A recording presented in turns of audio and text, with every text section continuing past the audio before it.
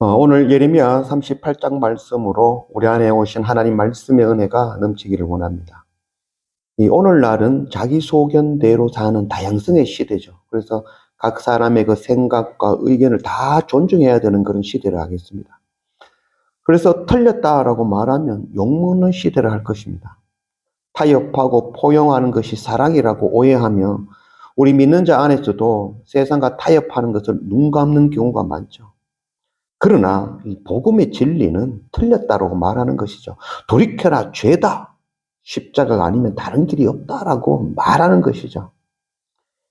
그래서 이 구원의 이 유일성을 주장하면 세상 가운데서 욕을 먹죠. 배타적이다고 또 이렇게 고난을 당할 수밖에 없는 것이죠. 이건 당연한 일이라 하겠습니다. 성경의 많은 선지자들은 고난과 어려움을 당함에도 불구하고 이 하나님의 말씀 듣고 순종하고 전하는 것에 물러섬이 없는 것이죠. 오늘 우리가 읽고 있는 이 예레미야 선지자도 동일하죠. 복음과 함께 고난받는 삶이 구원으로 가는 좁은 문이라는 것, 그것 우리가 알아야 될 것입니다. 우리 안에 이 예레미야 선지자와 같은 그 진리를 전하는 그런 선지자의 영이 넘치기를 원합니다. 오늘 말씀 2절 말씀, 여호와께서 이와 같이 말씀하시되 이 성에 머무는 자는 칼과 기근과 전염병에 죽으리라. 그러나 갈대아인에게 항복하는 자는 살리니 그는 노약물을 어둠같이 자기의 목숨을 건지리라. 예레미야가 하나님의 말씀을 선포하고 있죠. 다양성의 시대에서 우리가 좋게 타협하고 적당하게 이야기하면 좋겠지만 예레미야는 하나님의 말씀을 그대로 전하죠. 바벨론에 항복하는 자는 생명을 얻지만 끝까지 저항하는 자는 칼과 기근과 전염병으로 죽을 것이다 라고 하나님의 말씀을 그대로 선포하는 것이죠.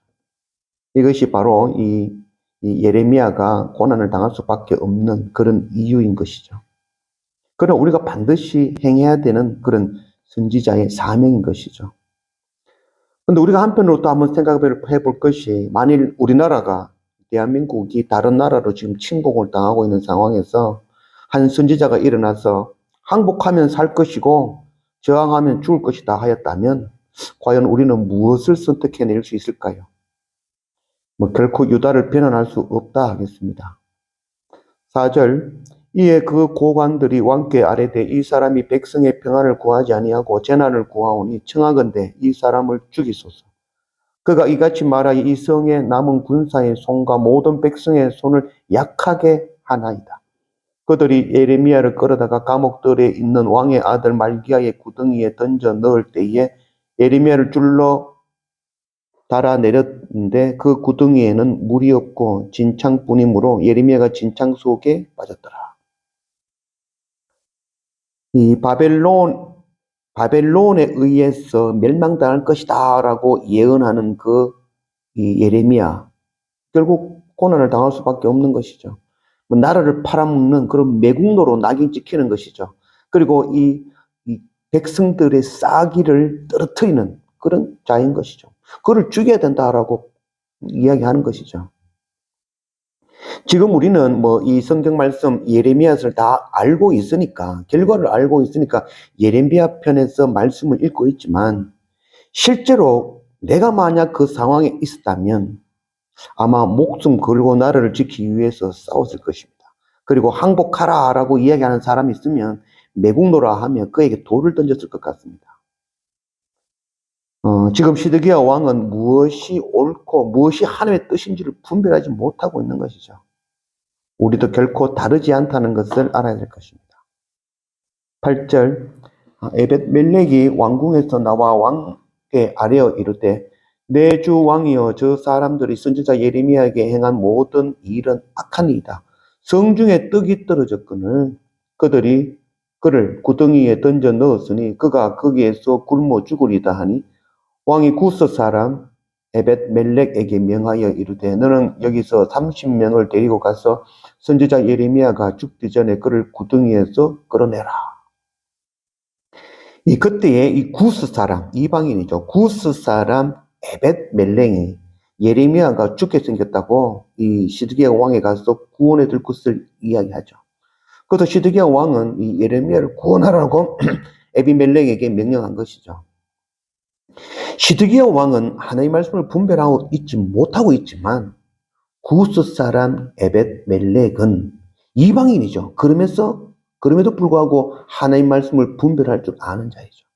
그에게는 이방인이니까 제3자의 시각으로 이 상황을 바라볼 줄 아는 것이죠. 그래서 만일 우리나라가 아주 강대국가 지금 전쟁한다. 제3자의 눈으로 보면 항복하는 게 제일 쉬운 방법이죠. 항복하고 그들 속에서 그들의 이런 속국이 되어서 사는 것, 그것이 가장 옳은 방법이라 할 수 있겠죠. 이 이방의 눈에는 그것이 보였다는 것이죠. 그래서 예레미야가 하는 말이 하나님의 말씀, 옳은 이야기다라는 것을 알게 되어지는 것이죠.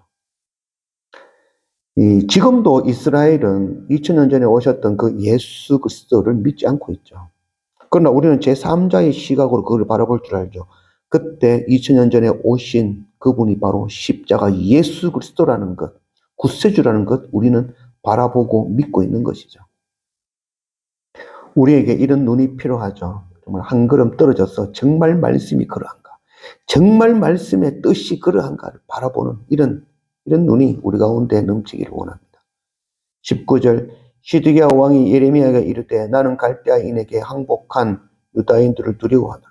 염려하건대 갈대아인이 나를 그들의 손에 넘기면 그들이 나를 조롱할까 하노라 하는지라. 예레미야는 다시 한번 시드기야 왕에게 하나님의 말씀을 전하죠. 하나님의 말씀을 순종하면 생명의 길이고 불순종하면 사망의 길이다. 이 두 길 외에는 다른 길이 없죠. 앞서 제가 말씀드렸지만 오늘날 세상은 정말 다양성의 세상이죠. 포스트 모더니즘이라고 하죠. 그래서 모든 생각, 모든 것을 다 인정해야 되는 그런 시대지만 오직 생명의 길은 예수 그리스도 그 십자가 길 외에는 없습니다. 생명의 길은 내가 하기 싫은 길이고 고난의 길이며 나를 죽여만 되는 길이며 바로 십자가의 길인 것이죠. 그 길은 부끄러움을 당하며 수욕을 당하며 수치를 당하는 길인 것이죠. 시드기야 왕은 그 길 걷기 싫은 것이죠. 백성들에게, 다른 사람들에게 조롱당할까 그것 염려하여 하나님의 말씀 듣지 않는 것이죠.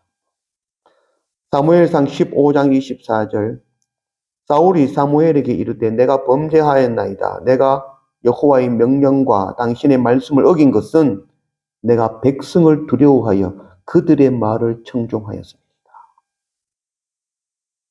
이 사무엘 선지자가 이 사울 왕을 책망하죠. 왜 그런 짓을 했습니까? 아이고 제가 백성을 두려워하였습니다.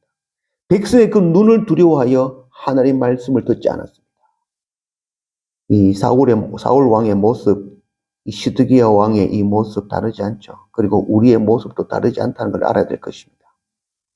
예레미야 선지자는 고난과 어려움을 당함에도 불구하고 하나님의 말씀을 듣고 순종하고 그것 전하는 것에 물러섬이 없었습니다. 복음과 함께 고난받는 그 길이 바로 생명의 길, 구원의 길이라는 것, 좁은 길이라는 것, 그것 우리가 놓치지 말아야 될 것입니다. 우리 안에 고난당하지만 복음과 함께 진리를 전하는 그 선지자의 영이 넘치기를 원합니다.